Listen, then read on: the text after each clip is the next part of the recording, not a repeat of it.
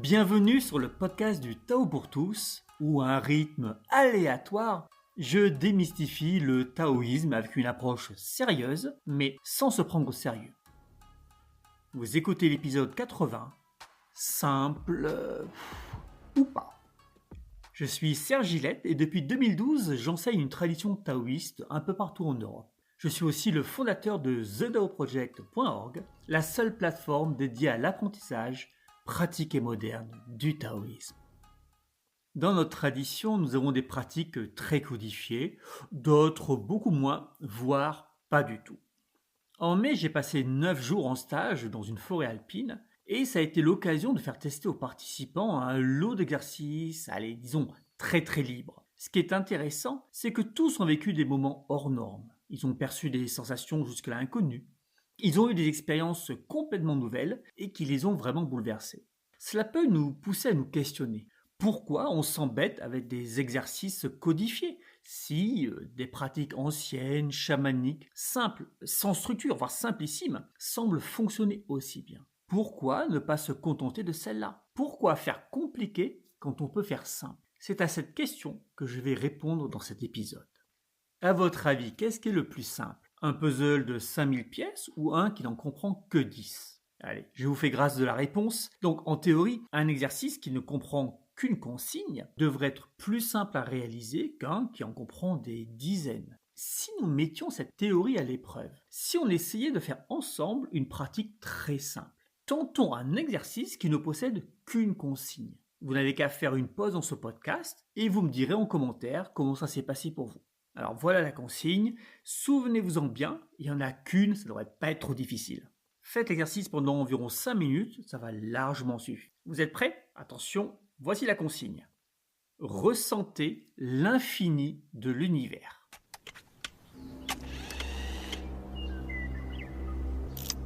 To infinity and beyond!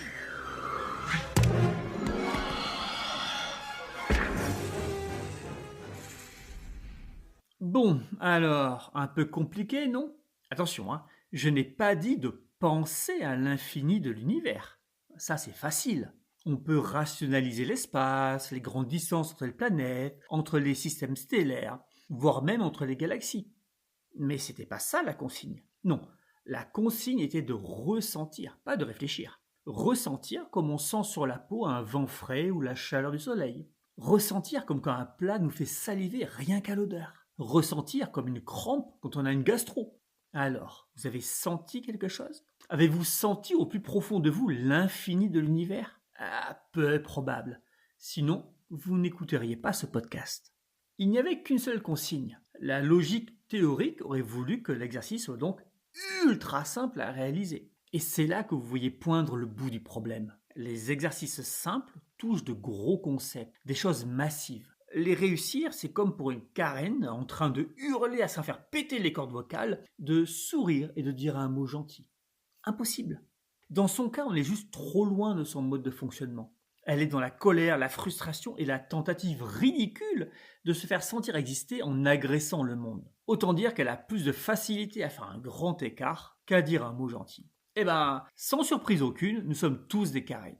Alors non, pas au sens où l'on hurle sans raison sur les autres en se croyant le centre du monde. Quoique, non. Au sens où nous devons tous réaliser un grand écart quand on nous donne un exercice tel que celui que je vous ai proposé. Comment résoudre ce problème? Alors, avant d'aborder la solution, nous allons préciser la nature du problème avec un autre exemple. Le but du taoïsme est que chacun accomplisse sa vie, devienne le plus parfait possible et que cette vie menée dans la bonne direction contribue au fonctionnement global de l'univers. Simple. Et oui, nous ne sommes qu'un engrenage dans une machine. Ni des élus, ni des dieux, ni au centre de la création. Juste des engrenages. Tout comme le règne végétal, minéral, ainsi que le reste du règne animal. Et sans oublier bien sûr nos potes les fungi. De ce but, on pourrait en tirer un exercice à la consigne très simple. Vis ta vie parfaitement. On sent de suite le souci. Mais je fais comment? Par quoi je commence? Comment je m'organise? Panique à bord. On pourrait argumenter que ce genre d'exercice n'est pas réel, que personne n'a l'idée de proposer ce genre de pratique.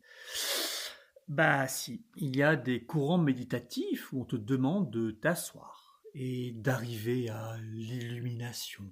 Après, c'est Peu étonnant que ces courants n'aient pas un taux de réussite extraordinaire. Le problème est que l'on confond le but et le moyen. On confond la destination et le voyage. On te dit grimpe en haut de la montagne, mais on ne te donne aucune indication.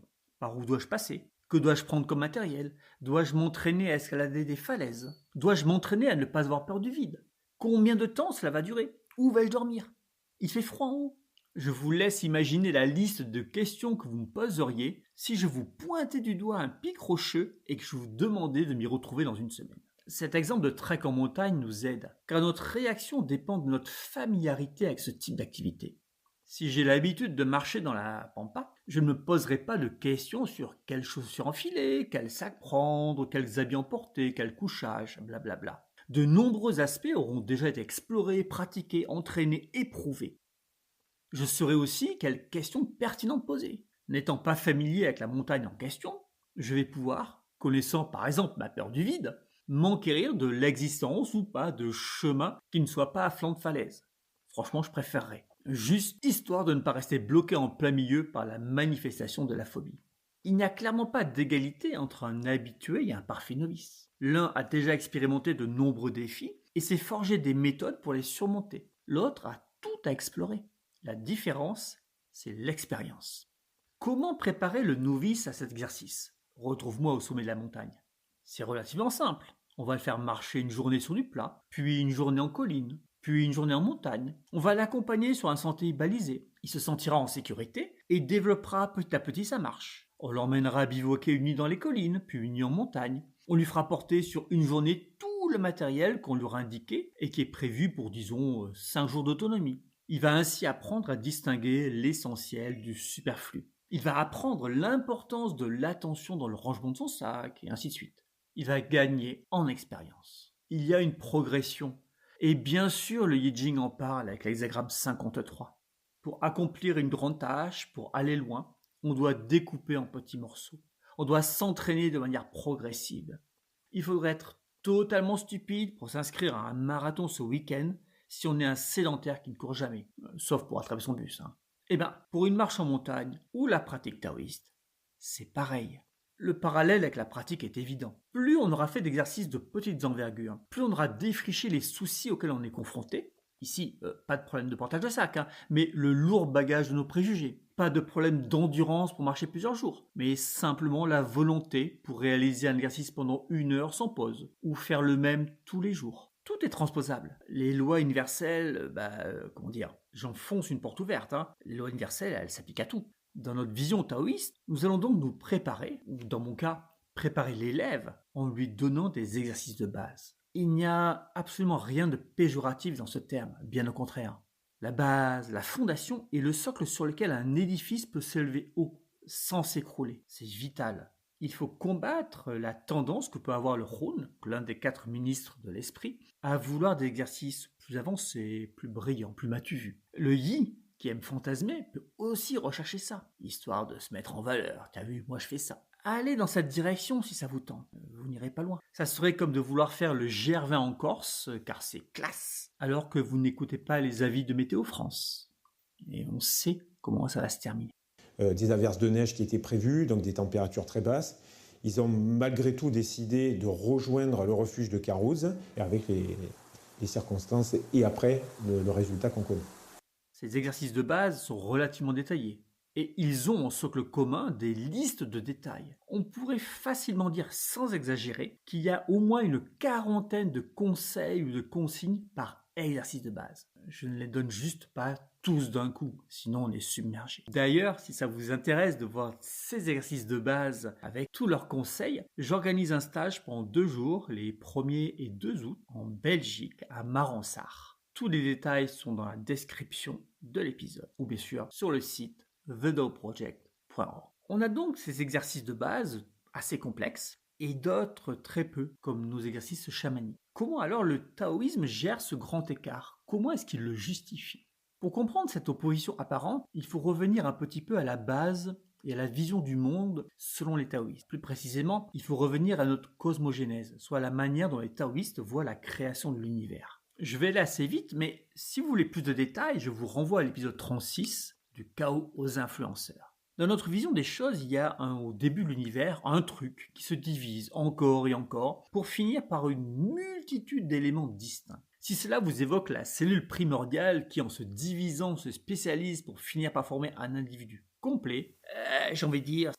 C'est normal, c'est normal, c'est normal. Pour les taoïstes, les lois universelles s'appliquent à tout. Donc ce processus de création de l'humain doit être similaire à d'autres processus de création, comme celui de l'univers, des sociétés, ainsi de suite.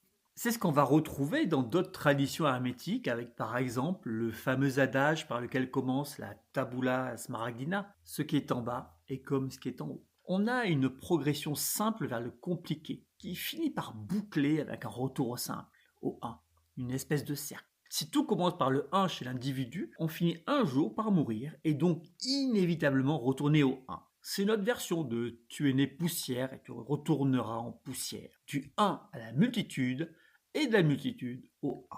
On te dit clairement que pour aller vers le simple, vers le 1, tu dois d'abord passer par du complexe, du détail, de la multitude. On nous dit que pour qu'un exercice qui n'est qu'une seule consigne puisse être efficace, puisse fonctionner, soit faisable, il faut au préalable avoir beaucoup vécu. Pendant le néolithique chinois, c'était plutôt simple. Le chaman devait avoir 1 ou 2 apprentis qui ne faisaient que ça et toute la journée et toute l'année. Aller dans les bois, sentir les arbres, regarder les animaux, observer les saisons. La nuit, regarder la lune, les étoiles, observer leurs courses dans le ciel. Les exercices n'étaient pas codifiés, mais étaient de l'ordre de « va à tel endroit, pose-toi et observe ».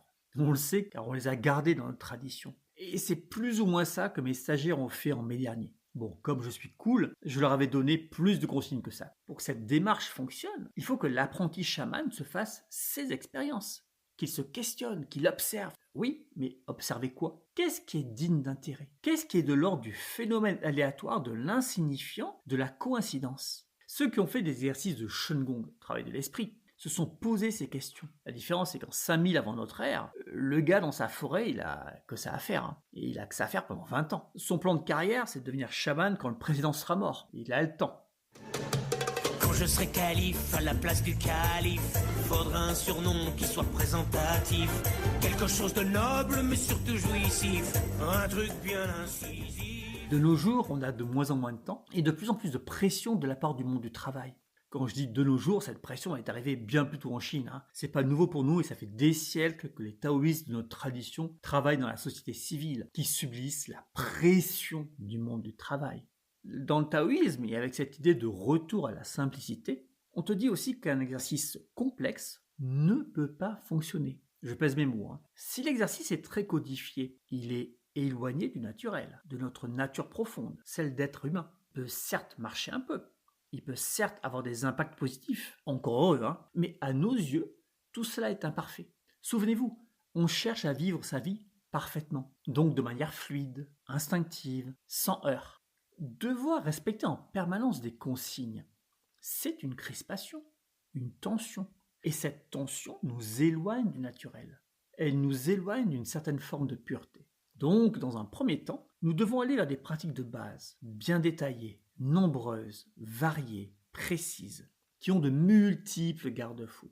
On se constitue une expérience de ce vers quoi on aimerait tendre. Ensuite, on simplifie tout pour aboutir à une pratique très naturelle qui est presque sans forme. On pourrait comparer ce voyage à celui d'un peintre qui commence par une école prestigieuse de peinture. Il est formé à des milliers de techniques, de styles, d'approches. Mais au final, il oublie en quelque sorte tout ça pour peindre son style à sa manière, avec sa technique ou son absence de technique, avec son naturel. Vous êtes libre de croire que l'on peut tout découvrir en allant dans les bois ou en tapant sur un tambour au coin du feu. Quelque part, c'est vrai. Si vous êtes génial, ou si vous avez 20 ans devant vous, ou si vous n'êtes pas pris le reste du temps par le mondain du métro boulot dodo. Dans notre vision des choses qui se cale sur le Tao Te Ching, on cherche à assurer le coup et à combiner un peu les deux approches.